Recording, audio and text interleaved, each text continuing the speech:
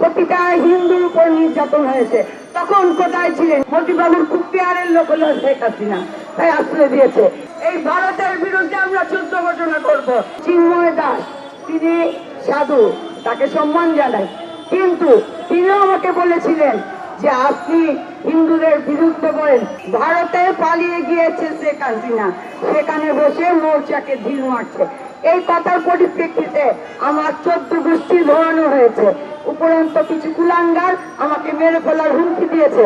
হুমকি বা মেরে ফেলার ভয় অপর্ণা পায় না কখনো। রাজপথে ছিলাম, রাজপথেই থাকবো। আপনারা দেখেছেন। আমি যে কথা বলবো, চিন্ময় দাস তিনি সাধু, তাকে সম্মান জানাই, কিন্তু তিনিও আমাকে বলেছিলেন যে আপনি হিন্দুদের বিরুদ্ধে বলেন। আমি হিন্দুদের বিরুদ্ধে বলি না, আমি যতবার হিন্দুদের পাশে দাঁড়িয়েছি, আপনারা কে কখন হিন্দুদের পাশে দাঁড়িয়েছেন? 17 বছর প্রতিটা হিন্দুর উপর নির্যাতন হয়েছে, তখন কোথায় ছিলেন? এই কথা আমি আরো 2 মাস আগে বলেছিলাম। শুভেন্দু আজকে বড় বড় কথা বলছে, তিনি দিল্লিতে না যে বাংলাদেশে বর্ডারের কাছে এসে বক্তব্য রাখছে। আজকে তিনি রপ্তানি বন্ধ করবে বলছে, পেঁয়াজ রসুনের কথা বলছে। তাদের যেই দোষর খুনি হাসিনা, সেই হাসিনাকে তারা আশ্রয় দিতে পারে, আমি মানলাম। মতিবাবুর খুব পেয়ারের লোক হলো শেখ হাসিনা, তাই আশ্রয় দিয়েছে। সেই শেখ হাসিনার অতি অনতিবিলম্বে আমরা ফাঁসি চাই। কেন ফাঁসি চাই?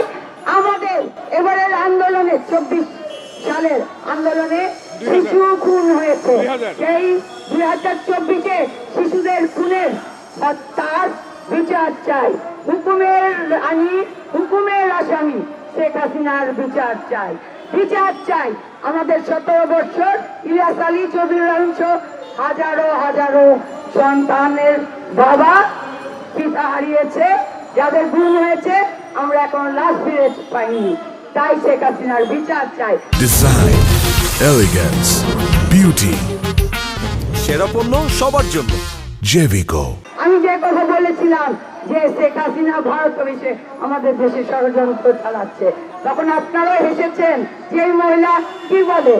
আজকে 2 মাস পরে পাচ্ছেন ষড়যন্ত্রের গন্ধ। যেই মোদিবাবু এত বড় বড় কথা বলেন, সেই মোদিবাবু ব্যর্থ হয়েছেন কূটনীতিবিদদের নিরাপত্তা দিতে।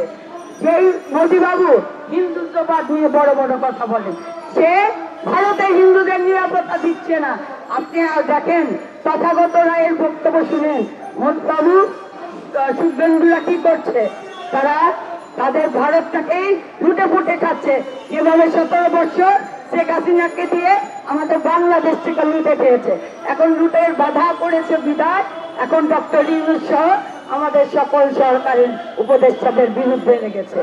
আমাদের সরকারের উপদেষ্টার কাজ কি ছিল? অন্তর্বর্তী সরকারের কাজ, তারা প্রশাসনকে সংস্কার করে অন্তর্বর্তীকালীন একটি সরকারের মাধ্যমে সুষ্ঠু নির্বাচন নিবে, যেখানে আমাদের গণতন্ত্র ফিরে পাবো, যেখানে আমাদের ভোটের অধিকার ফিরে পাবো, যেখানে আমাদের ভাতের অধিকার ফিরে পাবো। সেটাই হলো তাদের দায়িত্ব। তাদের দায়িত্ব এই 8 দফা নিয়ে নয়। তারপরে কিন্তু 8 দফা যদি যৌক্তিক হয়, তার পাশে আমরা সবে আছি, এই কথা কিন্তু বলা হয়েছে।